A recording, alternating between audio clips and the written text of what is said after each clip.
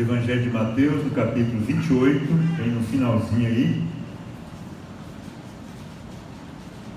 Nós temos a preciosa grande comissão, assim chamada.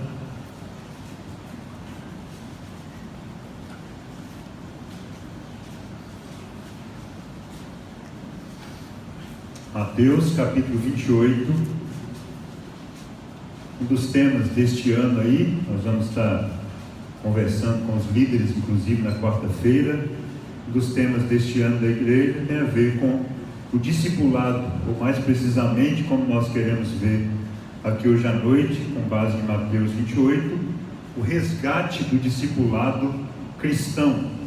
Nossa expectativa é que, pela graça de Deus, nós possamos retornar à vida cristã, também chamada de discipulado, como a gente vai perceber aqui,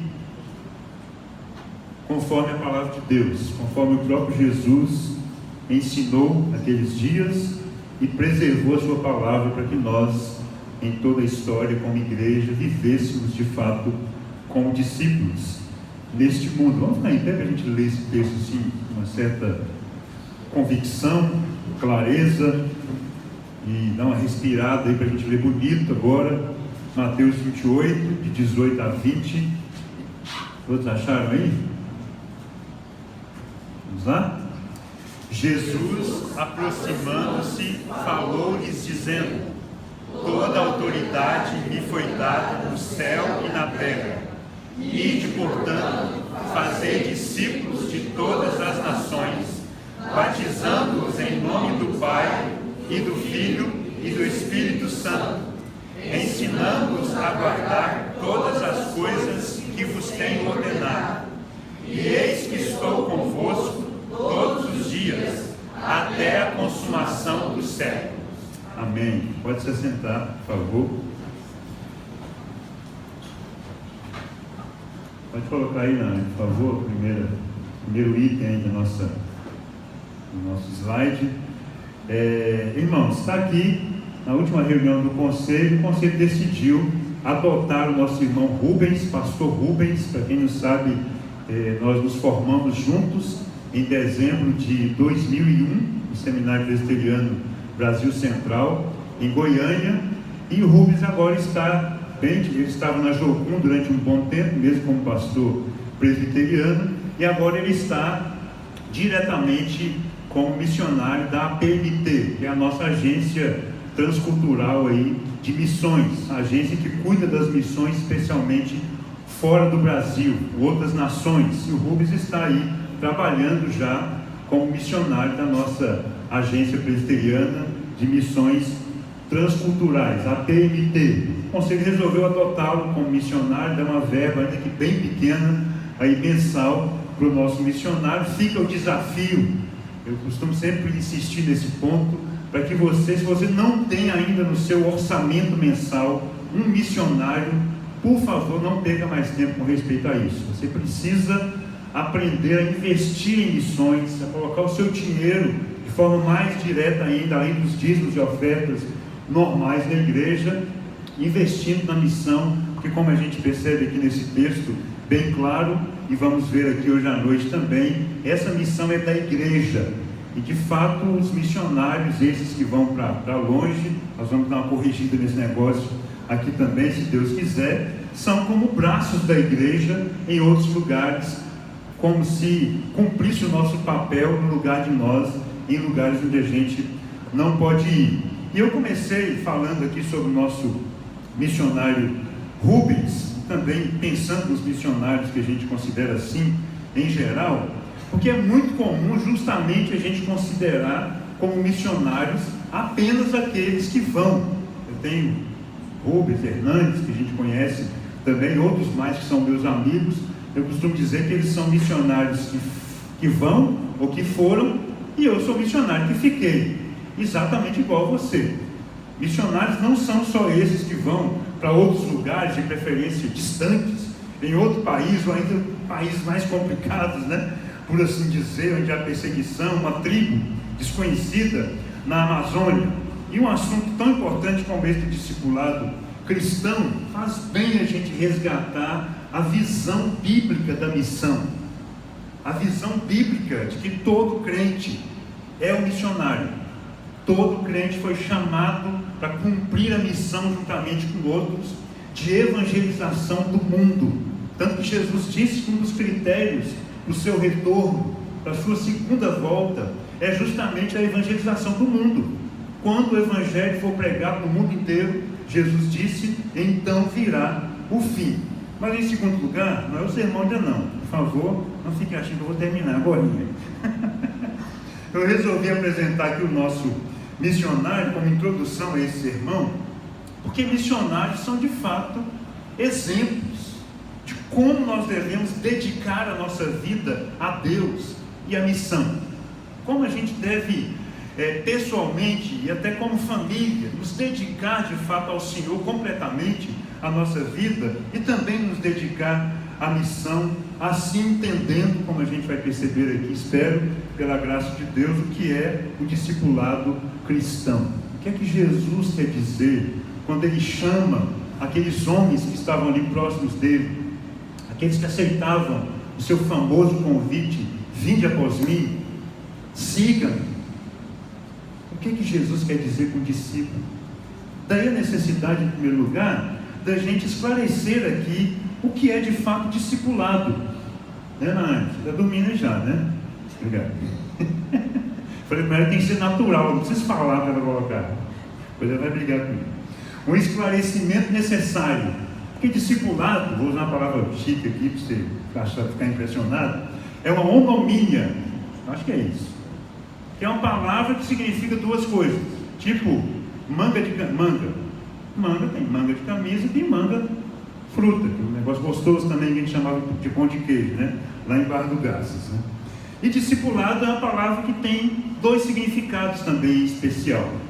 Ainda que a palavra discipulado especificamente não esteja na Bíblia, nunca encontrei, mas a palavra de onde vem discipulado, como a gente vai perceber daqui a pouquinho, está presente centenas de vezes nas Escrituras. Esse discipulado, como está bem claro ali, tem esses dois significados, pelo menos. O significado de ser um discípulo, literalmente um aprendiz, um aluno do próprio Jesus, e que aprende naturalmente sobre a pessoa de Jesus e sobre a sua obra. Tá certo? Isso é, de fato, o significado de discipulado. Mas também significa fazer discípulos, que é o que Jesus diz aqui. Ensinar outros a serem discípulos, ensinar outros a seguir a Jesus, conduzir outros ao Mestre. Evidentemente isso começa com a nossa própria vida, com o nosso testemunho, com o nosso exemplo, e sem dúvida alguma, como Jesus colocou, e nós veremos também, ensinar estes outros a todas as coisas que Jesus nos ensinou. Mas em segundo lugar, aqui sim é o sermão, nós vamos dividir esse segundo ponto aqui em mais 3 pontos. Que confusão, Deus tenha misericórdia e nos ajude a caminhar. Mas a segunda coisa, né, Nani, ajuda aí.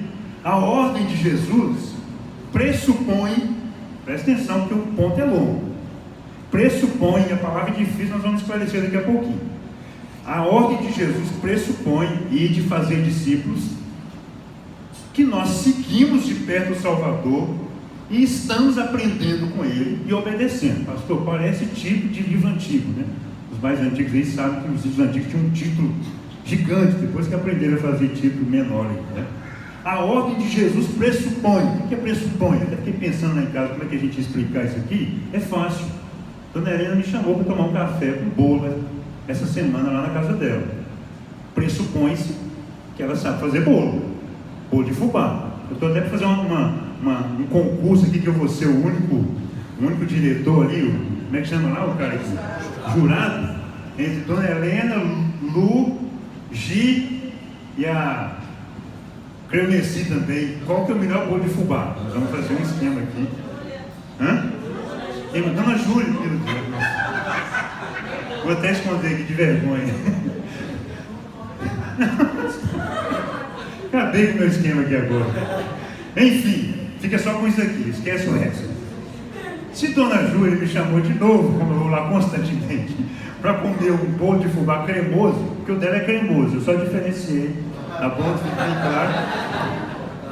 Pressupõe-se que E a dona Júlia é especialista em bode de fubá cremoso também. Vou dar outros exemplos, não vou complicar minha vida aqui mais, né? Quando Jesus fala fazer discípulos, ok, ele está pressupondo que nós já somos discípulos. Pressupor, ou pressuposto é aquilo que vem antes, certo?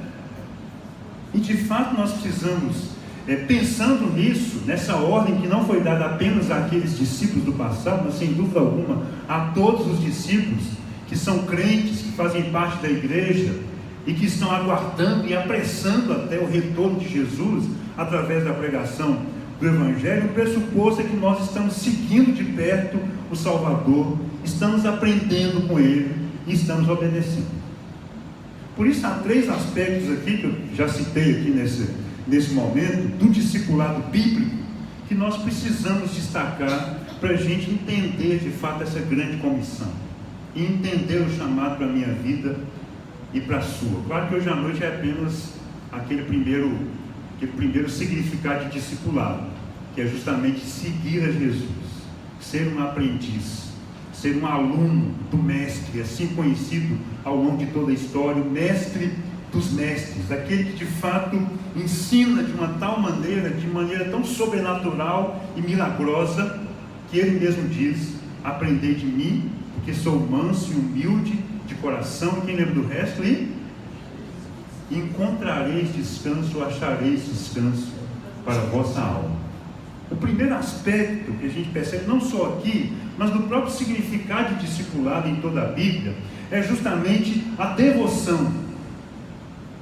Esse seguir de perto a Jesus foi o que me levou a essa palavra, que às vezes a gente pode até achar que é uma palavra que tem a ver com os devotos, né? com os religiosos, aí até idólatras por aí. Mas devoção, gente, é aquela afeição, aquele apego sincero e fervoroso a Deus. É aquele sentimento profundo que nos leva a querer estar com alguém, que nos leva a desejar muito alguma coisa. Isso é devoção. E se tem um negócio que é decisivo no discipulado, no seguir a Jesus, é justamente a devoção. Devoção que estava presente até no discipulado que acontecia antes de Jesus com os filósofos. O discípulo de um filósofo, naqueles 300, 400, 500 anos antes de Cristo, lá com Platão, com Sócrates e outros, o discípulo era de fato alguém devoto, era alguém que seguia o mestre de perto. Alguns chegavam a morar com seus mestres, e às vezes o mestre nem escrevia nada. O discípulo era tão apaixonado pelo ensino do mestre, pela filosofia daquele mestre, que ele o seguia, e quase que tudo que ele falava, porque tem algumas bobagens que tem por aí de filosofia, né? Quase tudo que o mestre falava, ele escrevia, registrava e por vezes passava para frente. Mas nós não precisamos desse discipulado fora da igreja para a gente perceber essa devoção, esse exemplo de devoção que nós temos nas Escrituras. Por exemplo, a devoção de Josué a Moisés tem um destaque todo especial. Quando Moisés subia ao monte para falar com Deus, Josué não podia chegar até onde Moisés estava, porque só Moisés mesmo que falava com Deus face a face, assim se diz. Mas Moisés ficava ali no pé da montanha, tanto que ele até ficou livre de alguns pecados que o povo cometeu quando Moisés estava distante, né? Josué seguia Moisés até onde ele podia seguir, esperava Moisés ali no pé da montanha. Quando voltava, Josué era um servidor de Moisés, sem dúvida algum devoto a Moisés. Eliseu e Elias, ou melhor dizendo, Elias e Eliseu, é um outro exemplo de devoção que nós temos na história bíblica, a ponto de Elias chamou Eliseu para estar com ele. Eliseu rapidamente abriu mão do seu trabalho, fez um churrascão lá com o gado que ele tinha, certamente pouco, fez uma festa, eliminou ali o gado que ele tinha, um churrasco, como a gente gosta muito, ao PH, se esbaldou ali sexta-feira, né? Churrasco, e foi embora atrás de Elias. E quando Elias falava assim: Eliseu, fica aqui em Betel, que eu vou ali para resolver um negócio, Eliseu dizia assim: não fique de jeito nenhum, onde é que você for eu vou. Chegou até a dizer: tão certo como vive o Senhor e vive a tua alma, não te deixarei. Uma outra devoção bem conhecida é a devoção de Ruth a Noemi. Todos nos lembramos, Ruth, nora de Noemi, pasmem. O amor de uma nora por uma sogra, tão devota, tão afeiçoada à sua sogra, que ela voltou da sua terra com a sua sogra, a outra ficou por lá, quando Noemi a despachou. E nós temos aquele famoso verso, geralmente usado nos casamentos, é claro que está fora do contexto, não tem problema também, só para falar de amor, né? Uma devoção do marido à mulher, da mulher ao marido. Mas foi Ruth quem disse isso com a Noemi: aonde quer que tu fores, irei eu, onde pousares, pousarei eu, faça-me o Senhor que bem me aprouver, se qualquer coisa que não seja morte me separar de ti. Isso é devoção, gente.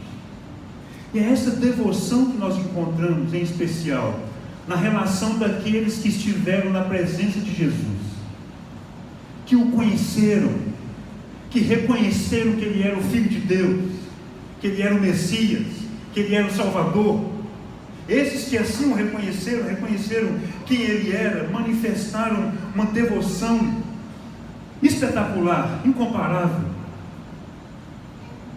Daí muitos que foram curados por Ele em alguma ocasião, e que Ele dizia, e que queriam ficar com Ele. Jesus despachava: vai embora, vai lá contar para os seus o que o Senhor fez por ti. Não, Senhor, nós queremos ficar contigo. Não, vai embora, vai para a sua casa e conta lá para os seus as maravilhas que Deus fez na sua vida. Outros, nós até discutimos isso hoje à tarde, voltando lá de Paranatinga, né? Uma discussão boa, teológica, pastores e presbíteros brigando por causa de teologia. Outros que foram curados como leproso, chegaram até a desobedecer, coloca entre aspas essa desobediência aí.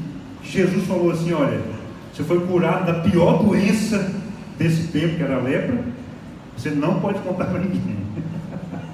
Que situação! E que o cara fez? Propalou, diz lá o evangelista, anunciou por todo canto que ele havia sido curado de lepra com as simples palavras: eu quero, fica ali. Mas eu gosto de pensar assim, sendo mais específico, partindo aqui para a gente entender isso, na devoção de Pedro a Jesus, que é um exemplo marcante que nós temos em todo o Novo Testamento, na Bíblia. Quando Pedro estava com Jesus nos primeiros momentos, e Jesus fez a chamada pesca maravilhosa, sabe o que ele disse? Depois de perceber aquele milagre espetacular, ele disse: Senhor, afaste-se de mim, porque eu sou pecador. Mas o que ele queria mesmo era estar com Jesus. Ele só se considerava indigno de estar com o Senhor.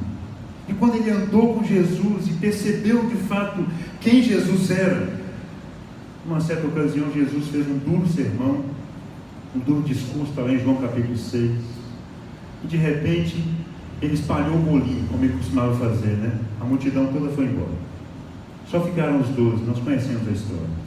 E Jesus, como não era como eu, hoje choveu, eu já fiquei assim: será que o povo vem na igreja? Eu já falei que eu já aprendi a agradecer por chuva, independente dos meus sentimentos. Mas graças a Deus que você está aqui, você não é de açúcar. Mas a gente gosta da multidão, gosta do movimento. Se tivesse aqui umas 30 pessoas, até os presbíteros iam falar: pastor, o que está acontecendo? Jesus não era assim, não dependia dessas coisas. E quando ficou só os 12, ele deu uma forçada: vocês não querem ir embora também? E Pedro, como acontecia frequentemente, se levanta e diz: Senhor, para onde iremos nós? Só tu tens palavra de vida eterna. Gente, isso é devoção, isso é afeição por Jesus, isso é conhecer o que nós cantamos agora há pouco: Santo, Santo. Adoramos o Senhor, dizem alguns às vezes nas suas orações, isso é bíblico, na beleza da sua santidade. Não precisamos repetir 38 vezes num cântico que Ele é lindo, mas Ele é lindo, Ele é maravilhoso, o seu nome é precioso, como nós ouvimos aqui no hino hoje à noite. Ele é atrativo. Aqueles que o conhecem de verdade, não podem ficar sem Ele, não podem ficar sem amá-lo, não podem ficar sem dedicar suas vidas a Ele. A ponto de C.S. Lewis dizer que ninguém podia ficar indiferente diante de Jesus. Indiferente assim, sem sentimento, nem lá nem cá. Porque diante de Jesus, ou o indivíduo, por causa do seu pecado, não conseguia vê-lo, não conseguia reconhecer quem ele era e o rejeitava fortemente, ou pela graça de Deus, quando alguém tinha os olhos abertos para as realidades espirituais e percebia de fato quem Jesus era, como nós vimos já agora há pouco, e percebia a sua beleza, e percebia a sua santidade, e percebia a sua graça, então ele se prostrava, e ele não podia mais abandonar a Jesus. Não havia mais nada que ele queria da vida, que a gente quer da vida, quando nós de fato conhecemos a Jesus, e isso é devoção. Essa devoção se dá porque através de Jesus, que é a expressão exata do ser de Deus, nós percebemos o caráter de Deus, nós percebemos a grandeza de Deus, nós percebemos a justiça de Deus que é perfeita, a retidão dele, a ausência de qualquer treva, de qualquer desonestidade, de qualquer maldade. Então, quando o Espírito Santo abre os nossos olhos para a gente perceber quem Ele é, como já se disse em alguns lugares por aí, a busca terminou. Aquilo que o nosso coração ansiava, nós encontramos. O vazio da nossa alma, como eu disse já, acho que semana passada, que é exatamente do tamanho de Deus, foi preenchido. E nós não podemos viver mais sem Ele. Isso é devoção. E é aqui que começa o discipulado, que a devoção nos conduz a um relacionamento com Deus, a um relacionamento com Jesus, a seguir a Jesus de perto, como nós colocamos aí agora há pouco. Mas em segundo lugar, nós também aprendemos aqui com o significado de discipulado, de discípulo no Novo Testamento, em especial. O segundo aspecto fundamental do discipulado é justamente aprendizado. E na verdade nós não vamos conseguir separar discipulado de aprendizado, porque a palavra propriamente dita, discípulo, significa aluno, significa aprendiz. E na verdade essa devoção que inicia, por assim dizer, o discipulado, já é através de algum conhecimento. Tanto o cego que fica desesperado da vida, quando ele ouve falar que Jesus estava passando por ali, ele sabia, já tinha ouvido sobre quem Jesus era. Sabe o que ele grita? Tendo conhecimento do Antigo Testamento, ele grita: Jesus, filho de Davi, tem misericórdia de mim. E a partir desse conhecimento tão devoto ele já ficou, podemos dizer, que mesmo que os discípulos o repreenderam, alguns o repreenderam: não, peraí, está fazendo barulho demais, ninguém merece. E ele gritava cada vez mais: Jesus, filho de Davi, tem misericórdia de mim, até Jesus atendê-lo, porque ele já tinha algum conhecimento de quem Jesus era, e ele não podia ficar sem ser atendido por Jesus. Há quem diga que a pergunta que conduziu o apóstolo Paulo em sua vida inteira foi a pergunta que ele fez no caminho de Damasco, quando ele caiu, não sabemos se foi do cavalo, como alguns dizem, o texto não diz, quando ele caiu diante daquela forte luz, mais forte do que a luz do sol, porque era meio-dia, e Paulo cai diante daquela forte luz, e ele ouve uma voz chamando o seu nome, e sabe o que ele pergunta? Quem és tu, Senhor? Há quem diga que essa pergunta conduziu a vida de Paulo na sua existência inteira.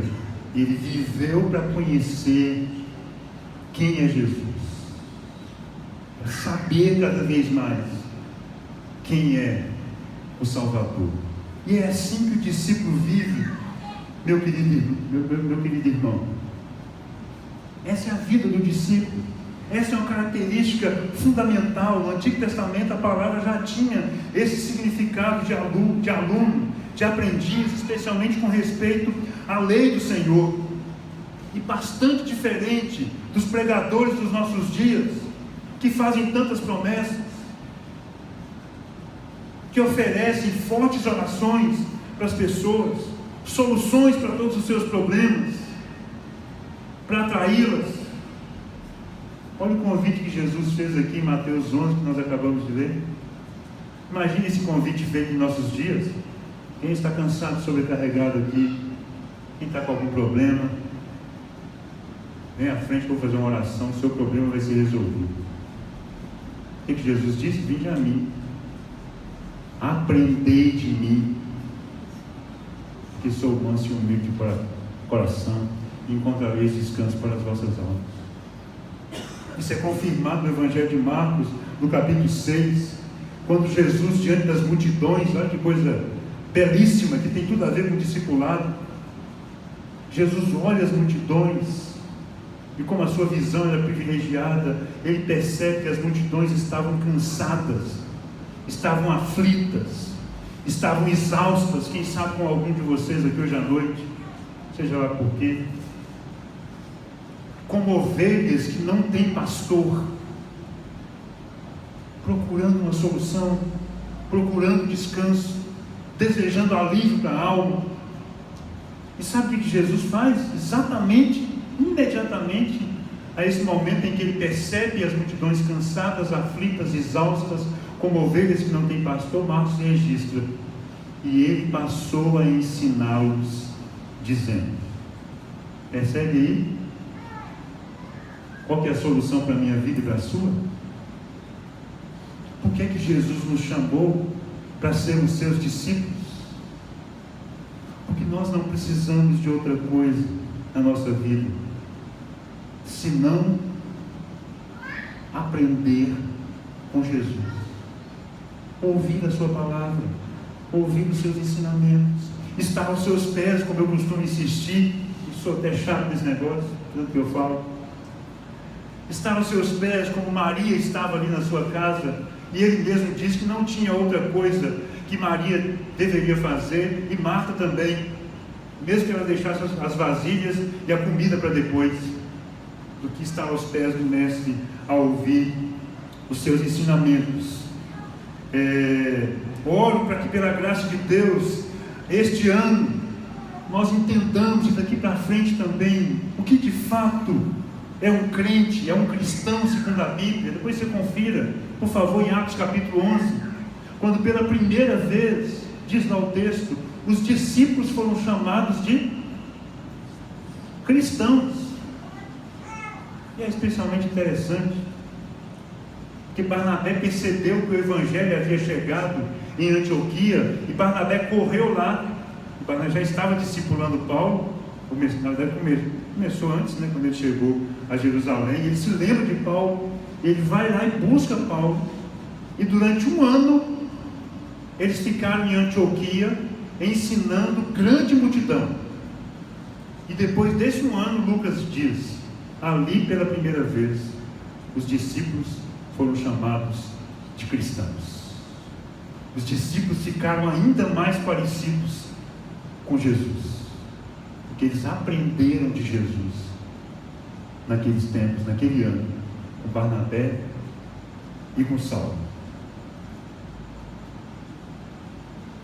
Isso aponta para nós de forma curiosa como é que Deus planejou, na verdade, o que é que Deus planejou em especial para a nossa vida como crentes nesse mundo.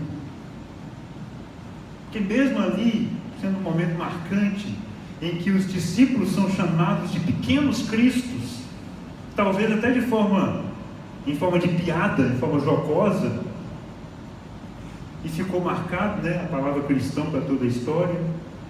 Mas de modo interessante, a palavra cristão no Novo Testamento, ela aparece apenas 2 ou 3 vezes. Mas a palavra discípulo, já falei isso aqui algumas vezes. Vou nem falar o nome, que às vezes eu posso me enganar, A palavra discípulo, seus cognatos, né, os parecidos com discípulo, aparece centenas de vezes no Novo Testamento. E Lucas chega a dizer que a igreja naqueles dias era uma comunidade de discípulos. E talvez uma pergunta ainda mais chata do que a primeira que eu fiz agora. O que você tem sido como crente que você diz que é? Você tem sido um aprendiz de Jesus? Você tem crescido no conhecimento de Deus através da sua palavra? Você tem se interessado por aprender mais dele? A palavra de Deus atrai você? Você tem desejo de ler as Escrituras? Você está comprometido como aluno na escola do Espírito Santo, como dizem alguns? Você é um discípulo?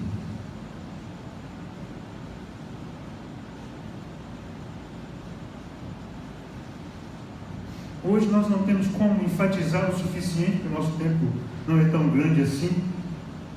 Mas eu não posso deixar de destacar, seria infiel se eu não fizesse isso, o papel imprescindível, fundamental, da palavra de Deus na vida da igreja, na vida dos crentes. Isso segundo o próprio Jesus, que na verdade confirma o que o Antigo Testamento fala sobre a palavra. Já disse aqui, insisto, conforme o Salmo 138, que Deus exaltou acima de tudo o seu nome e a sua palavra, e nós só podemos conhecer o seu nome e continuar conhecendo o seu nome através da sua palavra também, para a gente perceber esse papel decisivo. Mas basta a gente lembrar de Paulo, que é o maior exemplo que nós temos no Novo Testamento, na Bíblia toda, pode dizer, de discípulo e de discipulador também, não só com respeito a toda a palavra de Deus, mas também com respeito às palavras que Deus deu para ele, inspirado pelo Espírito Santo. Os demais apóstolos também. Paulo mostra que essa palavra é fundamental para o homem de Deus ser capacitado a fazer toda boa obra e a crescer na semelhança com Jesus até se tornar um perfeito varão. E ele exorta Timóteo, exorta Tito, pastores naqueles dias, de uma forma muito direta e específica, para que eles pregassem a palavra. Ele chega a dizer para Timóteo: há tempo e fora de tempo, cuida da doutrina, ensina para esse povo a palavra de Deus. E também diz para Timóteo: procura apresentar-se a Deus aprovado, como obreiro que não tem de que se envergonhar, que maneja bem a palavra da verdade. O que Paulo está dizendo indiretamente para a igreja? O que nós precisamos, de fato, é da palavra de Deus. Porque pela palavra de Deus, nós continuamos sendo discipulados. Pela palavra de Deus, nós de fato somos autênticos discípulos de Jesus. Aprendemos com Ele, aprendemos sobre Ele. E aprendemos também a viver para Ele. Com respeito a esse texto aqui da Grande Comissão em especial, um autor chamado Michael Wharton diz que a Grande Comissão é o projeto de Deus para aprendizes de toda uma vida. Percebe? Talvez alguns de vocês aqui, hoje em dia, pensem em discipulado, né? Apenas como o que você faz quando alguém chega à igreja, então você faz um discipulado com aquela pessoa. Mas em primeiro lugar não é isso. Discipulado em primeiro lugar é a vida dos crentes, é a minha vida, é a sua vida. Foi o que Deus planejou para a igreja dele. E o autor continua dizendo: esses aprendizes de toda uma vida têm pastores e mestres que cuidam deles o suficiente para conduzi-los sempre, a cada vez mais, uma maturidade maior em Cristo, ou sem dúvida alguma uma semelhança maior com Jesus. E como nós vemos aqui claramente na Grande Comissão, o fazer discípulos é ensinar. todas as coisas que vos tenho ordenado, disse Jesus. Mas em terceiro e último lugar, porque senão eu posso empolgar, o terceiro aspecto fundamental do discipulado, da nossa vida como discípulo, é justamente a obediência. Um escritor bem conhecido chamado A.W. Tozer, pensador profundo, ele disse, isso acho que piorou ainda mais, há 60 anos, 70 anos mais ou menos, que existia uma heresia amplamente divulgada, que era uma clara distorção do discipulado cristão. Sabe qual que é a heresia que ele falou? Achar que você pode receber a Cristo e adiar a obediência. Heresia amplamente divulgada. Achar que você pode receber a Cristo, ser crente, fazer parte de uma igreja e adiar a obediência. Se a heresia, óbvio, é uma corrupção, é uma distorção do ensino bíblico. É uma distorção justamente desse aspecto que é fundamental ao discipulado. Sem ele não existe discipulado, que é a obediência. Um outro escritor chamado Dietrich Bonhoeffer, que morreu aos 39 anos, um pastor luterano na Alemanha, morreu por combater Hitler, estava preso, né, depois da Segunda Guerra vencida. Hitler mandou matar uma carrada de gente que estava nos campos de concentração, ele também estava, ele foi morto depois da guerra vencida, você tem uma noção. Mesmo lá escreveu vários livros. Uma das coisas que se destacam na teologia dele é a chamada graça barata. E ele chama de graça barata a pregação do perdão sem arrependimento, do batismo sem disciplina, da ceia do Senhor sem confissão de pecados, a graça sem discipulado, sem cruz e, consequentemente, sem Jesus Cristo. Porque, na verdade, não há graça que não nos leve, ou graça de Deus especificamente, que não nos leve à obediência, que não nos conduza a ver Jesus como Ele é, a perceber a sua misericórdia, a sua bondade para conosco,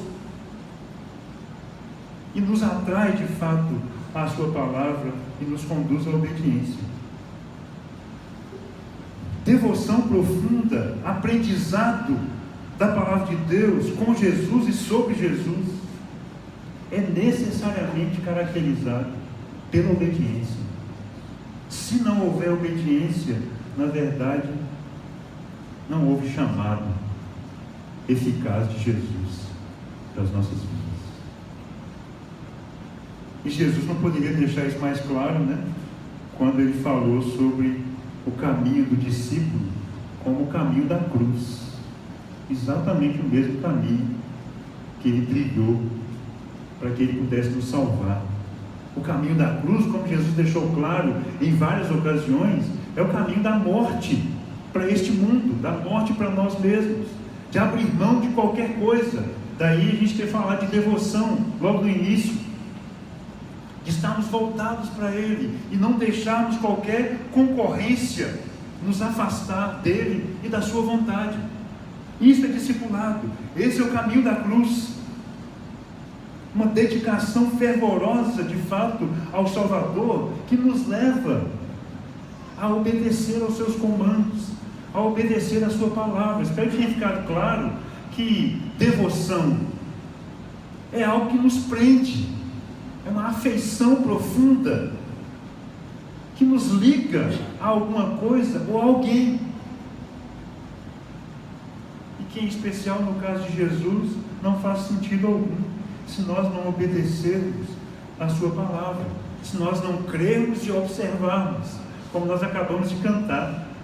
Porque, na verdade, crer sem observar ou crer sem obedecer, parafraseando aqui Tiago, é uma fé morta, é uma fé que não faz sentido. Segundo a Bíblia, é uma contradição em termos. E aqui nós lemos agora há pouco, aqui no final do Sermão do Monte, a ilustração que Jesus usa das duas casas, que quase que não carece de explicação, mostrando que o que determina se uma casa vai ficar de pé diante da tempestade é o seu fundamento. Tem tudo a ver com o discipulado. O fundamento é ouvir e obedecer a sua palavra. E eu seria infiel também se eu não te lembrasse, a mim também, que essa obediência, ela não é meramente religiosa. Ela não envolve estar aqui na igreja hoje, voltar para casa, talvez até mais tranquilo, mais aliviado, mais animadinho, qualquer coisa parecida, que você começar a sua segunda-feira, ou quem sabe hoje à noite mesmo, o negócio já pega lá na sua casa, como acontece na minha tantas vezes, e você deixa para trás tudo que você aprendeu. Não. Essa obediência, ela envolve a nossa vida toda. Daí Paulo, em duas cartas que ele escreveu conjuntamente, que é Efésios e Colossenses, em Efésios ele fala, enchei-vos do Espírito, ou deixem-se controlar pelo Espírito Santo. Em Colossenses, com a mesma ideia, ele fala, habite ricamente em vós a palavra de Cristo, que tem tudo a ver com sermos controlados, conduzidos também pela palavra de Cristo. Mas sabe o que ele vai falar depois? Maridos, aprendemos aí sexta-feira, e os meninos vão falar assim, pastor, não deixe as nossas mulheres saberem o que nós ouvimos aqui. Ó, pacto aí de sangue, tá? Não pode falar não, só tem que colocar em prática, tá bom? Que se ela souber, nós estamos enrolados. Maridos, amai vossas esposas. Esposas, sejam submissas aos seus maridos. Pais, eduquem vossos filhos. Filhos, obedeçam, honrem seus pais. Está achando que é pouco? Está achando que vai parar? Servos, e naquela época era escravo, hein? Imagina hoje que você é empregado de alguém. Obedeçam aos seus senhores. Obedeçam aos seus chefes. Chefes, tratem bem seus funcionários, porque vocês também têm um Senhor no céu, não esqueça. O que Paulo está mostrando aqui para a gente? Ele resume isso também lá em Colossenses. Tudo que você fizer, seja em palavra, seja em ação, faça como para o Senhor e não para os homens, e com ações de graças. Percebe aí o papel, na verdade, abrangente da obediência nas nossas vidas? Porque aquilo que a gente aprende, gente, de Jesus, aprender de mim, encontrareis descanso para as vossas almas, pode ser resumido apenas em duas coisas. Nós aprendemos com Ele sobre o que Ele fez para nos salvar, para nos livrar da culpa e da condenação do pecado, e a segunda coisa que nós aprendemos é sobre o que Ele continua fazendo em nós a partir da fé, para que nós sejamos livres da presença do pecado, e isso se traduz em obediência. Deu para entender? Ele opera em nós a fé, para que nós creiamos no que Ele fez. A salvação não é pela sua obediência, não é por aquilo que você faz, é pela graça mediante a fé, você recebe a salvação. João chega a dizer literalmente que nós recebemos Cristo. Isso é bíblico mesmo. Só é errado o que é feito por aí com essas coisas, aceitar Jesus e tal, isso não adianta nada. Mas Pedro fala, todos quantos o receberam, João, né? Deu-lhes o poder de serem feitos filhos de Deus. A partir daí, e também pela fé, é iniciada em nós a boa obra de que Paulo fala aos Filipenses no capítulo 1, verso 6, e daí o elogio de Paulo aos Filipenses, que Paulo destaca a obediência deles, a cooperação deles com o Evangelho, o bom testemunho de amor e fé que eles davam, a ponto de Paulo dizer, eu nem preciso falar mais sobre vocês, porque todo mundo ficou sabendo que vocês são crentes, porque a vida de vocês mudou. E sabe o que ele diz mais? Eu estou plenamente certo de que aquele que começou boa obra em vós há de completá-la até o dia de Cristo Jesus. porque eles obedeceram, Paulo concluiu. Deus começou uma boa obra em vocês e vai completá-la até o dia em que o seu filho retornar. A relação, gente, que nós temos aqui em Mateus 28, de devoção, ensino e obediência, é uma coisa fundamental. Porque olha o que Jesus disse que nós vamos ensinar, isso é para domingo que vem, aos nossos discípulos. Até isso já devia fazer a gente ficar pensando assim: eu vou ter discípulos? Eu vou ensinar alguém? Pressupõe-se, aprendeu o que é pressuposto, né? Pressupõe-se que você aprendeu e está aprendendo. Porque o que nós vamos passar para frente é ensinando-os, aí a ênfase agora é aguardar, ou, em outras palavras, a obedecer todas as coisas que vos tenho ordenado. Aí não pude deixar de pensar, como chato que eu sou. Talvez por isso nós tenhamos tão poucas pessoas sendo discipuladas em nossos dias. Porque temos poucos discípulos obedecendo. Como que eu vou ensinar alguém a obedecer se eu não obedeço? Como que eu vou ensinar alguém a ler a Bíblia se eu não leio? Como que eu vou ensinar alguém a orar se eu não oro? E agora fica mais sério. Como que eu vou ensinar João Marcos a orar se eu não estou orando? Como que eu vou ensinar a Sofia a orar se eu não estou orando?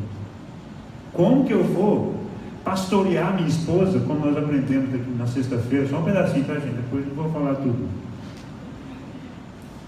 Se eu mesmo não estou sendo pastoreado, porque o pastoreio de Jesus é justamente o que Davi falou, né? O Senhor é meu pastor, Davi me feltará, e Ele me leva aos pastos verdejantes para dar alimento bom, alimento saudável, alimento que me sustenta, que me nutre, que me faz crescer. A obediência é fundamental, porque ela é resultado, de fato, da graça de Deus sobre nós e do ensino poderoso de Jesus, em que Ele diz: aprendei de mim, porque sou manso e humilde de coração, e achareis descanso para a vossa alma. Quero concluir. Missionários como o pastor Rubens Hernandes, na Suazilândia, né, que já esteve aqui também conosco, outros mais chegados aí, têm ensinado o que de fato é na prática, o que significa ser discípulo e viver pela fé. E eu quero insistir com você, para que você pare de achar que é só os missionários que estão lá não sei aonde que vivem pela fé. Isso não faz sentido na Bíblia. Todos nós vivemos pela fé. Todos nós, crentes, discípulos, vivemos na dependência do Senhor a cada dia. Isso é fé. E precisamos abandonar a heresia que diz que missionários são esses que foram. Nós estamos deixando de cumprir a nossa responsabilidade. Quem sabe nós estamos deixando de aprender, deixando de ser discípulo. Nós estamos achando que é os outros que têm que fazer, têm que cumprir a missão. Às vezes aqui até no caso, estamos achando que é o pastor, que é o presbítero, que é o diácono. Por que o diácono não fez isso? Por que o presbítero não fez aquilo? Por que isso não está acontecendo, ou aquilo outro também não? Todos nós estamos em missão. E eu quero concluir, de fato, com uma frase especialmente interessante, que talvez resuma tudo isso que nós falamos aqui hoje à noite, que o autor chamou de obediência simples. Obediência simples. E ele destaca a obediência de Mateus, quando Mateus estava sentado ali na sua coletoria, ele era cobrador de impostos, sem dúvida algum ladrão, e Jesus passa por ele e diz para ele: siga-me. E ele exatamente na mesma hora se levanta, deixa a sua banquinha ali de cobrador de impostos e vai atrás de Jesus. Ele destaca também a obediência simples de Pedro, quando Pedro está no meio daquela tempestade lá, todos nós conhecemos a história, e Jesus vem andando sobre as águas. E Pedro fala, Pedro como era muito ousado, né? Senhor, se for o Senhor mesmo, achando que era um fantasma, né? Se for o Senhor mesmo, manda que eu vá andando, que eu mando ver. E Jesus vem, miserável. E pisa nas árvores e sai andando. Obediência simples. Devoção. Aprendizado. Obediência.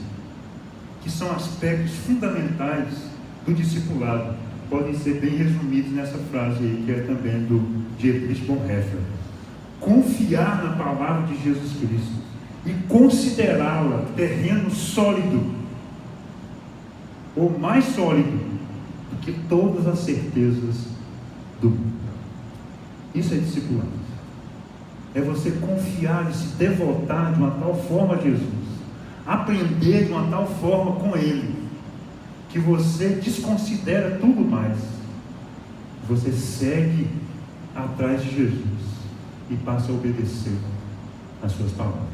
Que Deus nos abençoe e nos dê a graça de sermos verdadeiros discípulos, a fim de que, como vamos aprender na semana que vem, nós possamos obedecer a ordem clara de fazermos discípulos. Amém? Vamos ficar em pé, vamos orar.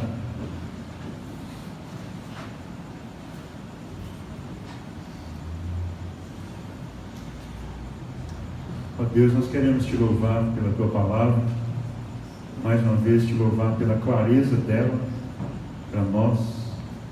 Queremos pedir que o Senhor tenha misericórdia de nós e pedir que o Senhor nos ajude a ser de fato uma comunidade de discípulos.